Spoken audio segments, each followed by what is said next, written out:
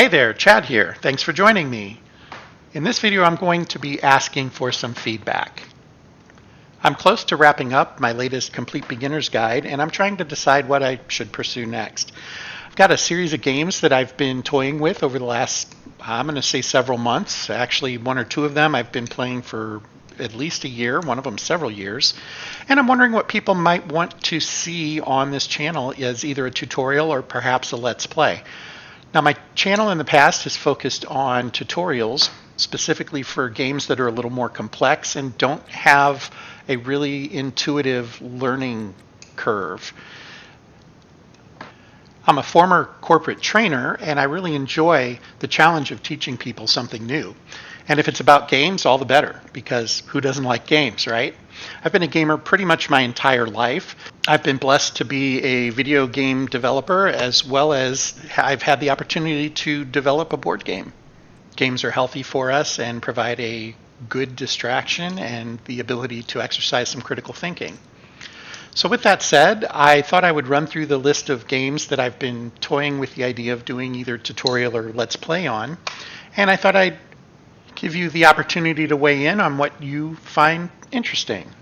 If there's a game out there that I don't mention that you think I might like and could use some attention, don't hesitate to leave that as a comment as well. First up is a game called Railroader. This is an indie game that allows you to operate a small railroad. It is an operational level game. You do not plan out the tracks or various aspects of the layout or the runs themselves, but you do get some determination in how to grow the system if you're not playing in the sandbox. So you start with a couple of stations you can work with, and as you make more money, you can unlock different areas in the game. It is based on an actual working railroad. I believe it's in North Carolina. And while I can't say that it is to scale, it is absolutely a remarkable undertaking of how that part of the country looks and this particular line, how it tends to run. If you're a model railroader that likes to focus on operations, this might tickle an itch for you that isn't always scratchable in limited space in a basement or garage. And it offers a multiplayer aspect where a couple of players can work together to run the railroad. I'm looking forward to giving this a try with a friend. I've put 40 hours into it solo mode, and I'm really enjoying my time with it. It's a small shop game, but it tends to have reasonably frequent updates, and they just introduced a nice quality of life on their beta that is really getting a lot of positive comments. Next game on my list is Workers and Resources, Soviet Republic. I looked at this game for a while, and I gave it a hard pass for quite a bit of time, and then it popped up in a list somewhere, and I took a second look at it, and I realized it was exactly the city builder I'd been looking for a very long time. If you're not familiar with the game, it works as a city builder in contemporary, I guess we'll call it Russia and the Soviet Union. It is not specific to a particular map or anything like that. It randomly generates maps for you. But the idea is you're living in a communist nation where the government plans how houses are going to work and where the shopping mall is, things like this. And for a city builder, the more you look at the game, the more it makes sense for that kind of game to be based on Soviet Russia. The game has two modes, the general city building mode, like any other city builder you have, but then it has the realistic mode, where you don't just drop a plot and it gets built right there, right then. You actually have to build your infrastructure to bring the materials to the place to actually construct the building. That includes getting workers on site to actually do the work. It includes having to build the roads to get there beforehand. It includes having to build power plants to be able to power these buildings, and waterworks in order to provide the water for the buildings. It's sewage needs to be dealt with. It is a remarkable game. Easily, this is my favorite city builder ever. There may be another one in the future that knocks it off. I don't know, but right now, this is the one for me, and I really loved playing this. There are a couple of good tutorials out there, but they're dated, and that's one of the reasons I thought about going ahead and giving this one a try. Also, workers and resources, recently had its release. It had been in beta for a long time. I played it under beta for quite a while. It is now fully released, but they are continuing to do some minor updates to it, and that might be something that you'd be interested in seeing. Next up is a game that I've really enjoyed playing under early access. In fact, I did a few videos on it, and I think I've taken them down because I was in the beta for it, and then they closed the beta, and I wasn't able to get into it for a while, and I kind of left my last video at a spot where I was getting ready to do the next one, and I talked about it, and it ended. That particular game is News Tower.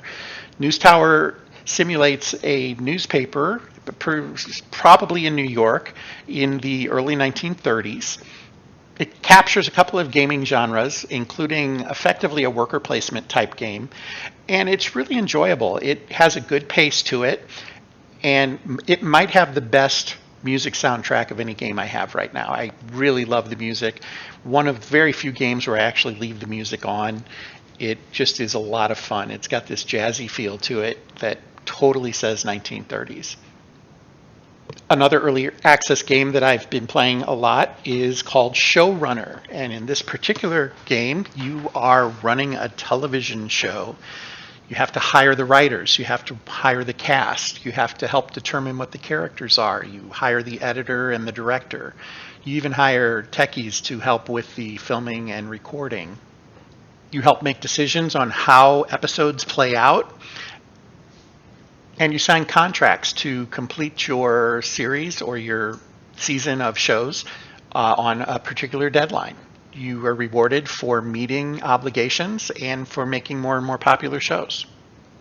Most endearing for me is that there is an Easter egg in the game that points to the online comic XKCD, which is one of my favorite websites.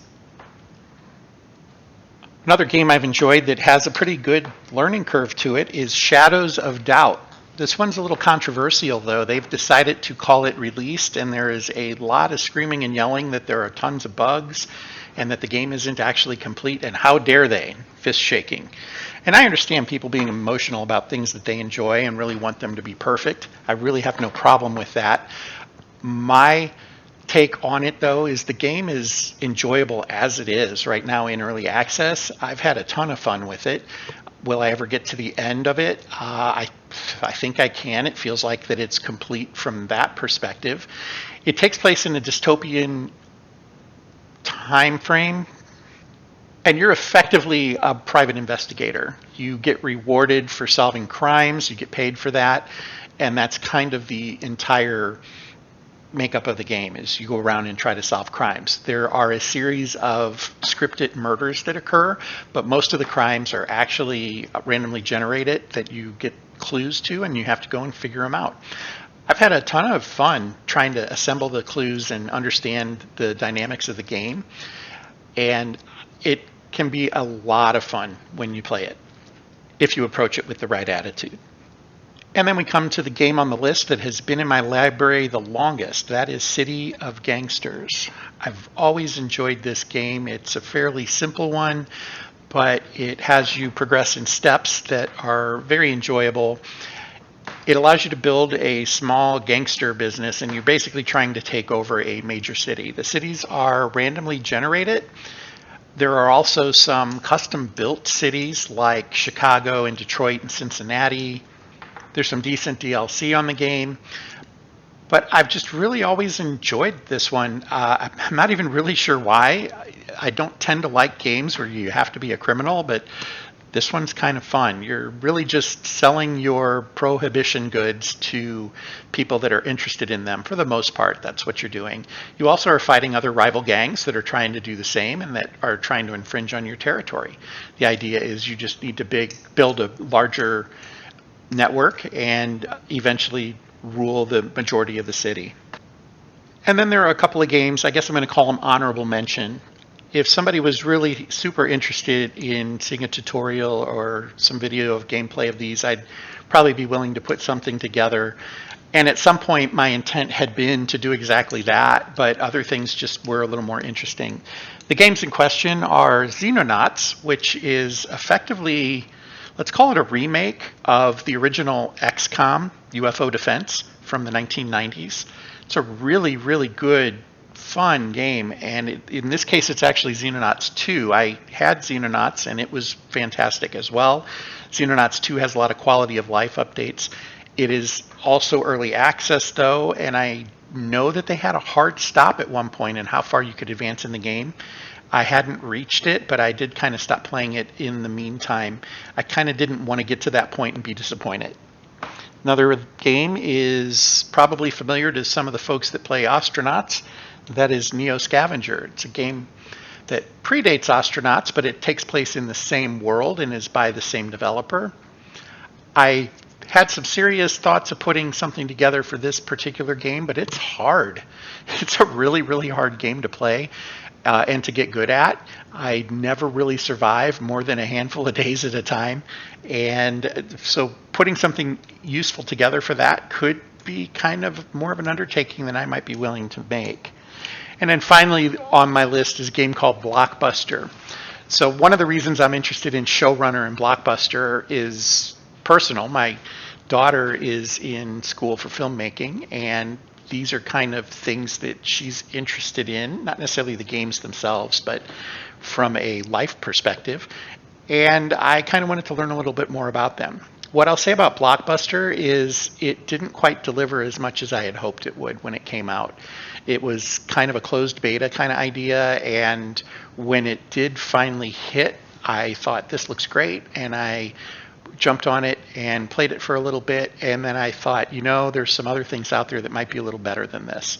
It has some really interesting aspects to it, though. One of those is that you can actually physically direct the scenes of your computer animated actors, and you can record them, and it will make an MP4 for you and allow you to copy that wherever you want. You can put it on YouTube if you want it to.